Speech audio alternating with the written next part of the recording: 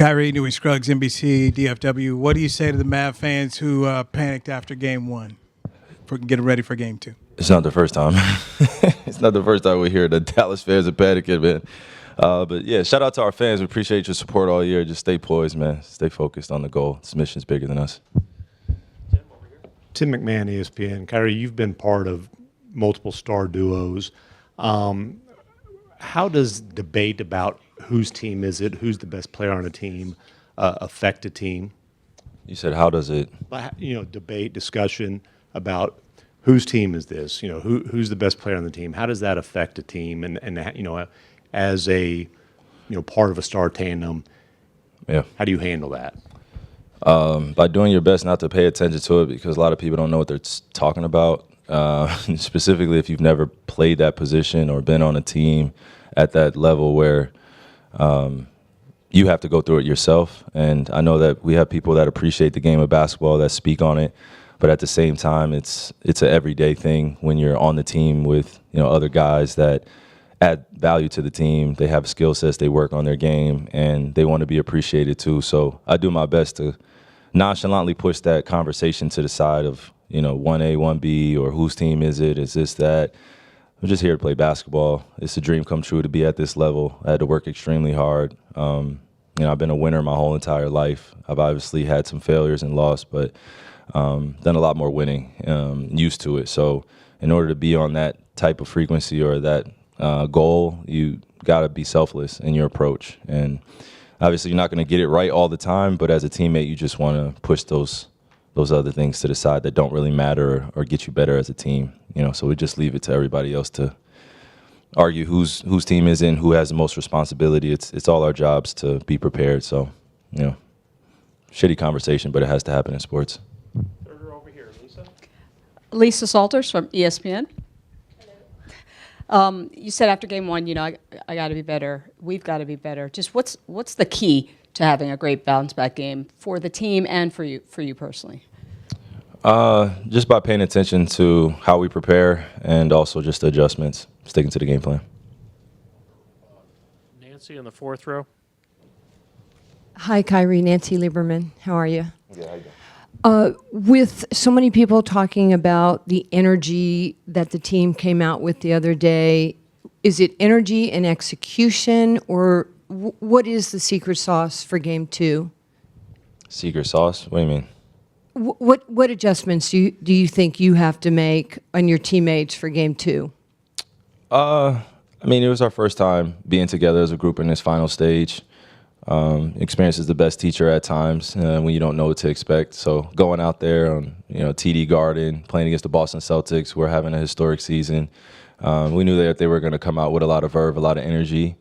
They've been doing it all year, so they've been consistent on their end. I think it's pretty easy to just say we can focus on our end and pay attention to what we can control. But it's a little bit deeper than that. Just got to calm our nerves, poise our nerves a little bit, and also just be aware of the environment that we're in. It's going to be high intense from who we're going against. It's going to be very physical. Some things are going to be called, some things aren't. So I think we got all that experience in Game 1, and we're looking forward to the challenge in Game 2 to playing better and being who we have been since post All-Star break and just having fun and doing it. It's the highest level of basketball right now. We're the only two teams playing, so we're proud of ourselves, but we're not satisfied, and we just got to continue to be ourselves. Shane, left side here, fifth row. Hey, Kyrie, Shane Young with Forbes. I'm just curious what Coach Kidd is like in the moments when you're trailing big in Game 1. I know he was telling you guys just have fun out there. Yeah, he was reiterating the same things I'm saying, probably a little bit more simple. But, yeah, he's been giving us a lot of peace of mind, especially when we're out there, high-intense environment, like I said. So we just got to play better. Bobby, front right. Bobby Manning, CLNS Media. Kyrie, you talk about the environment. I know you've talked a lot about the crowd. How have you kind of learned in that environment to, handle it? Is it better to just ignore it? Do you engage with particular fans? Like, how did that kind of play out in Game 1 as you've kind of been in this environment multiple times now? By realizing that I've been in this league for 13 years, and I've been playing against the Celtics for quite a few years, and I have quite a few playoff series against them, whether wins or losses. So I just try to be aware that this is a new space that I'm in as one of the leaders of the team and with a new group, and giving them that peace of mind. Like I said, when things get tough, we're going against a very historic team in the Boston Celtics, but we're a great team too, and we earned our way to be here. So we just got to remember that. And engaging with fans here in Boston is always fun. Like I said last week, it's something I've turned the page over onto, but people continue to ask me about it and what I think about it, which is cool too. But yeah, this is what makes sports fun. This is what makes the stories fun. Getting a chance to go against a giant like this, whether it be just talking about the team or talking about the environment and the fans and how crazy it can get. This is what I imagine it being like, getting to this stage again, earning our way to be here with my teammates, and being able to put our best foot forward, going against the best of the best. That's all you dream of. Everything else is just extracurricular. Again, in the second row on the right. Kyrie, Mike Leslie, WFA. I feel like during your time with Dallas, part of why you've had the success that you've had is because you've been able to just focus on basketball. In this series with so much hoopla surrounding your former time with the Celtics, there's blow-up dolls of you outside the arena. There's a lot of things going on. What else is there? There's some things that I probably can't get What else into is right there? now. But I feel like I'm wondering from your perspective, because I don't know if everybody made a big deal of the shamrock on your pants at shoot-around earlier this week, and I don't know if there was actually anything to that or not, but you made the comment post-game the other night that you thought it was going to be louder in here. And I guess what I'm wondering is, has this been the hardest moment for you to laser in and focus on basketball because there is so much other stuff going on?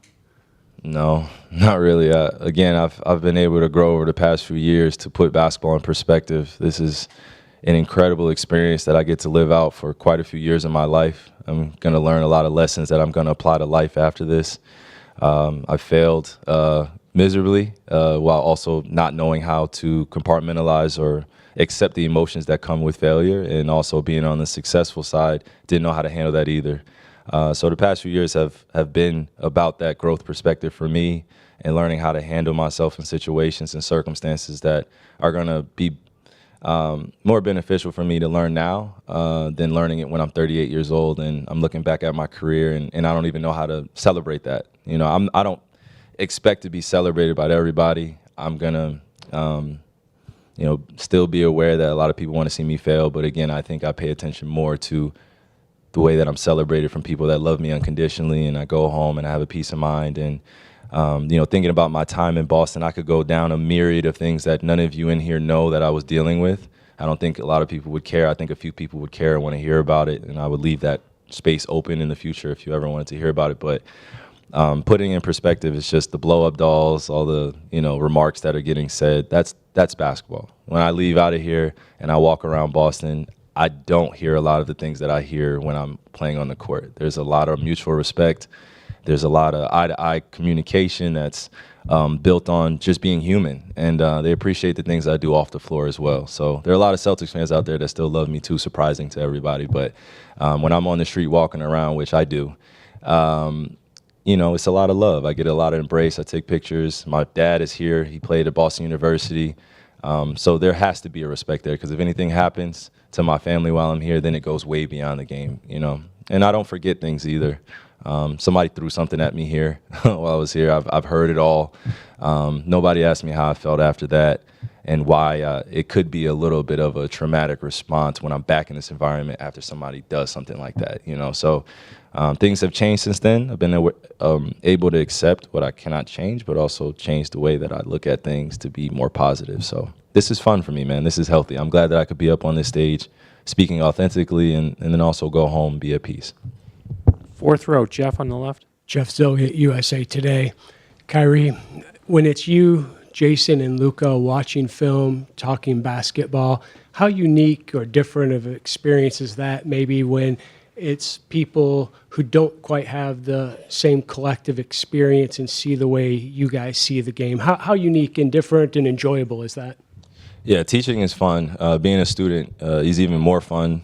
So when you're in a film session with Jay Kidd or Coach Sweeney or even Luka, myself, and the rest of our guys, there's a lot of honest communication going on, just what we see. And we always make sure that we're aware that we're a new group in this environment too. So give ourselves some grace, give ourselves some patience, and just be ready to play our best game every day as we prepare. The things that we see out there, we got to talk about it.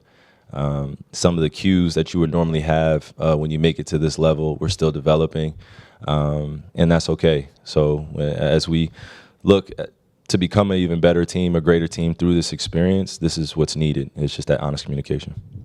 Last question, back center. Asar Thompson, I was wondering how you managed to stay locked in this deep into the season and take care of your body, and how do you train in order to get to this point in the season? Because, after my rookie year, I learned that, we haven't been playing for like a month and a half, and you guys are still going like every day. So I was just wondering how you're able to take care of your body and how you train for that.